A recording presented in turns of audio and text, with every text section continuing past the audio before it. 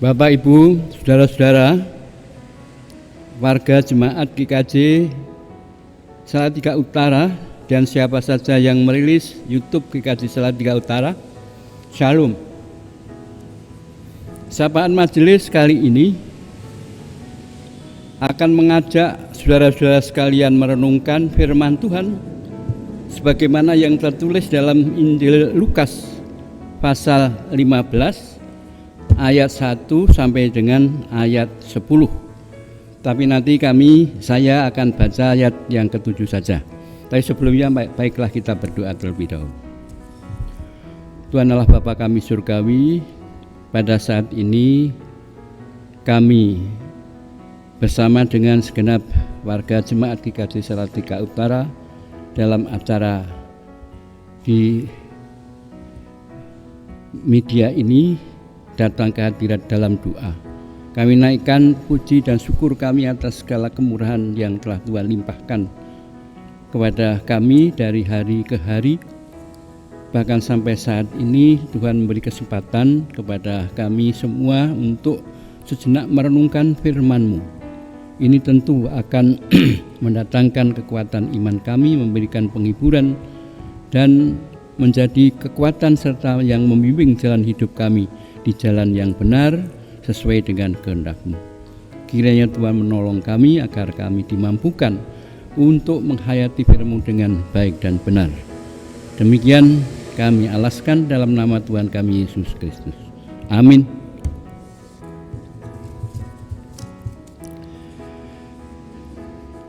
Saudara-saudara sekalian, saya akan baca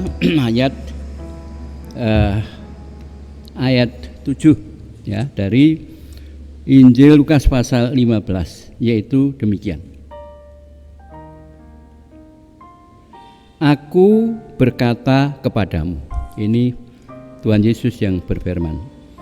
Aku berkata kepadamu, demikian juga akan ada sukacita di sorga karena satu orang berdosa yang bertobat, lebih daripada sukacita karena 99 orang benar atau orang yang menganggap benar yang tidak memerlukan pertobatan.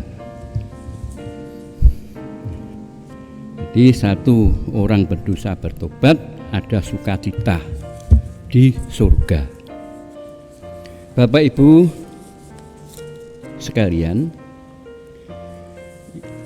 Injil 15 pasal 15 sebenarnya ayat 1 sampai 32 itu semuanya berisi perumpamaan tentang kasih Allah kepada orang berdosa. Ya. Dengan perumpamaan ini Tuhan Yesus hendak memantapkan janji kasih-Nya kepada murid-muridnya sebelum Ia menuntaskan misinya di kayu salib, mati di kayu salib. Dan oleh karena itu hidup keberagamaan yang berdasarkan iman Kristen adalah kasih. Kasih kepada Tuhan, kasih kepada sesama seperti mengasihi diri sendiri.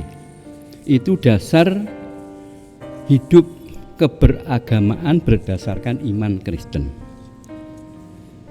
Tetapi Bapak Ibu sekalian, dalam kenyataan sering terjadi kehidupan keberagamaan itu justru memicu kehidupan yang bertentangan dengan kasih. Itu karena adanya aturan-aturan agama yang dibuat oleh pemimpin agama demi kepentingan lembaga atau kepentingan tokoh-tokohnya. Nama Allah, kesucian agama itu ya katakanlah ya dimanipulasi demi kepentingan manusia. Pada zaman Tuhan Yesus, para pemimpin agama yaitu para ahli Taurat dan orang-orang Farisi membuat aturan, banyak sekali aturan. Antara lain membuat aturan bahwa pemungut cukai itu termasuk orang berdosa. Karena menguntungkan penjajah Romawi. Oleh karena itu, mereka tidak berhak menerima perlakuan yang sama dengan orang-orang yang lain.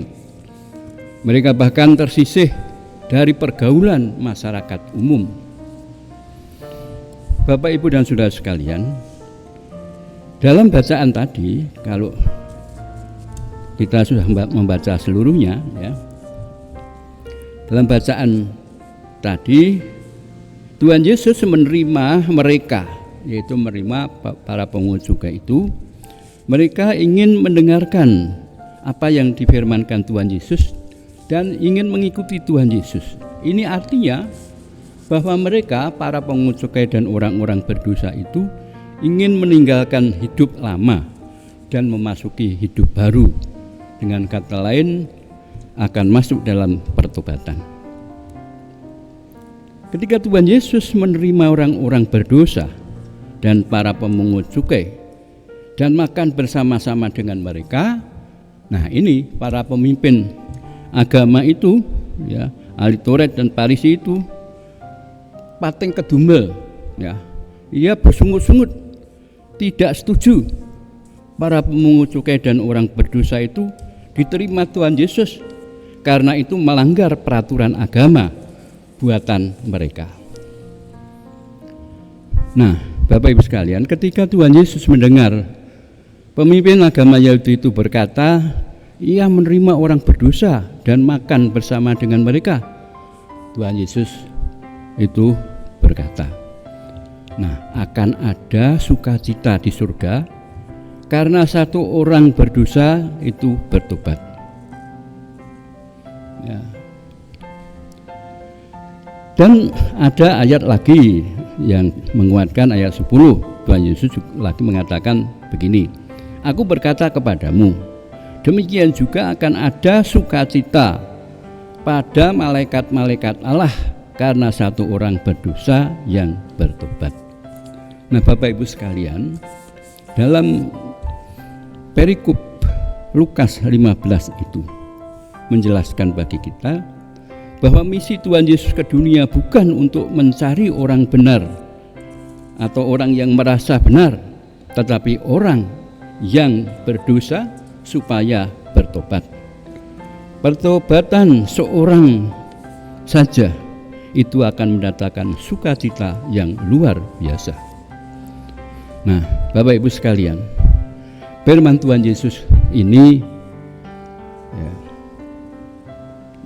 firman Tuhan yang dalam bentuk perumpamaan ini memerintahkan kepada kita bahwa dalam pergaulan hidup bersama manusia, hendaklah kita saling menghargai, saling menghormati dan peduli dan mengasihi, menolong, tidak pandang bulu, tidak pandang latar belakang mereka itu apa. Bahkan walaupun mereka itu tawanan, bekas tawanan atau bekas penjahat, kita terima mereka dengan hati terbuka dan penuh kasih. Dan ingatlah Bapak Ibu sekalian, kita semua itu kan juga orang-orang yang pada dasarnya orang yang berdosa, orang yang tergantung, kelangsungan hidup kita tergantung dari belas kasih Allah, dari pengampunan Allah melalui pengorbanan Tuhan Yesus Kristus. Oleh karena itu, seyogianya lah kita juga peduli kepada siapapun, ya, tidak merasa diri kita lebih daripada mereka. Biarlah selanjutnya hidup kita itu kita jalani untuk menebar sukacita, karena pengampunan Tuhan Yesus Kristus, dan dengan setia kita mengikutinya sampai selama-lamanya. Amin. Marilah kita berdoa. Tuhan Allah Bapa Surgawi yang Maha Kasih, kasih-Mu hari ini telah Tuhan nyatakan melalui firman-Mu dalam bentuk perumpamaan. Perumpamaan domba yang hilang dan perumpamaan uang dirham yang hilang, yang ketika ketemu mendatangkan kesukaan.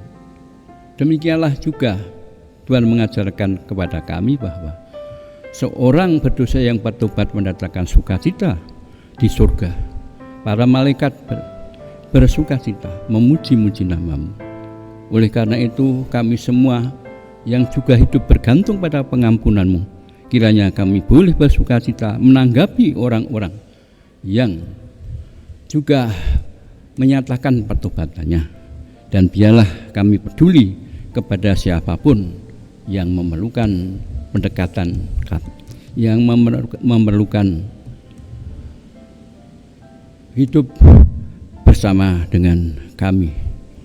Bapa Surgawi, kiranya gereja-Mu di sini Tuhan mampukan juga agar mampu menerima siapapun, saudara-saudaranya, tetangga, kawan di lingkungannya itu dengan penuh sukacita.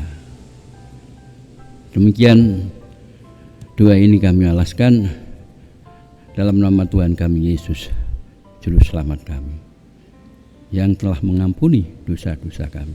Terima kasih Bapak. Amin.